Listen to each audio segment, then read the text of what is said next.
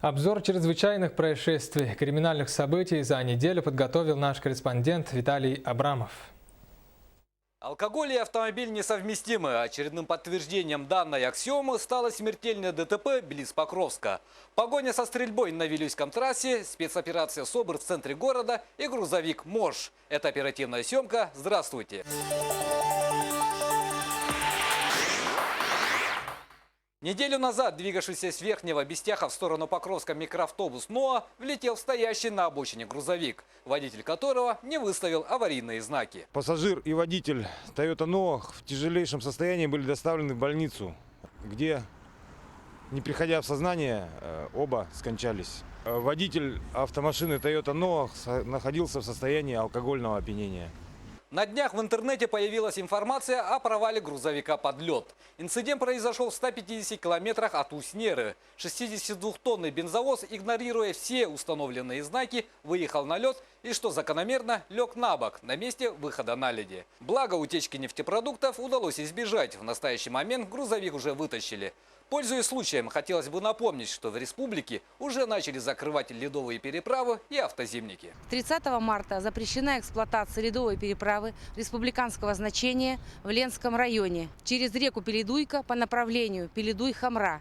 Кроме того, снижена грузоподъемность на ледовой переправе также в Ленском районе через реку Лена по направлению Хамра-Ярославский до 5 тонн.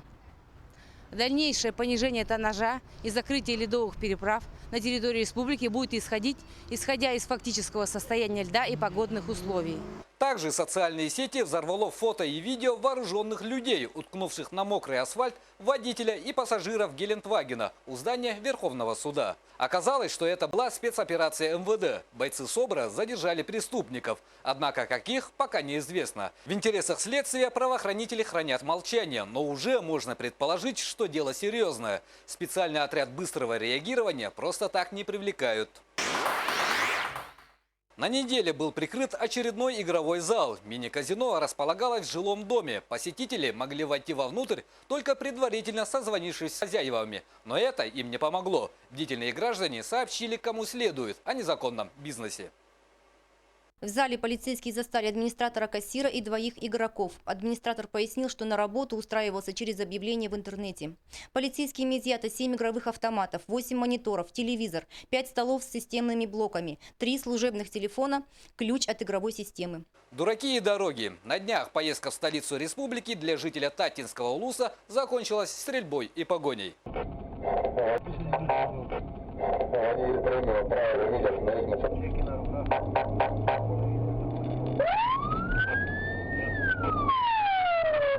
А инспекторы всего лишь заметили, что у машины отсутствуют задние номера. Корона Премио начала стремительно набирать скорость и уходить в сторону Горного района.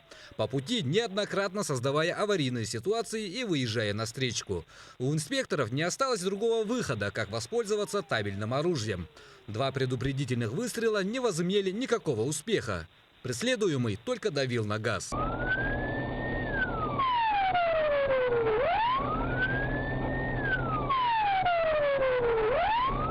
Однако следующий выстрел, произведенный в районе 30-го километра Вилюйского тракта, повредил правое заднее колесо. И через пару километров Toyota, не справившись с управлением, съехала в кювет и, сделав кульбит, встала снова на колеса. Задержание водителя и пассажира стало делом времени.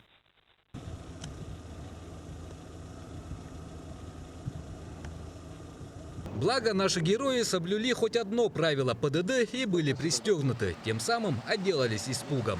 Мотив ухода от полицейских они объяснили просто. Почему не остановились на требования сотрудников полиции? Водительских прав нет. Водительских прав нету?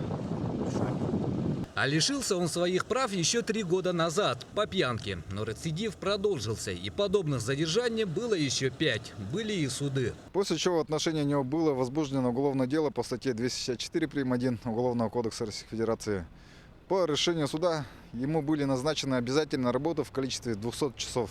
Кроме того, горе-водитель не смог предъявить никаких документов на машину, и госномера на нее оказались левыми. Да и внятно объяснить, откуда у него машина, он не смог. Без документов купили? Это как? Он сказал, что он там. Потом это когда? Вы как купили? В рассрочку? А я купил, сразу деньги взял, машину оставил. Ну а если без прав, то зачем покупаете-то?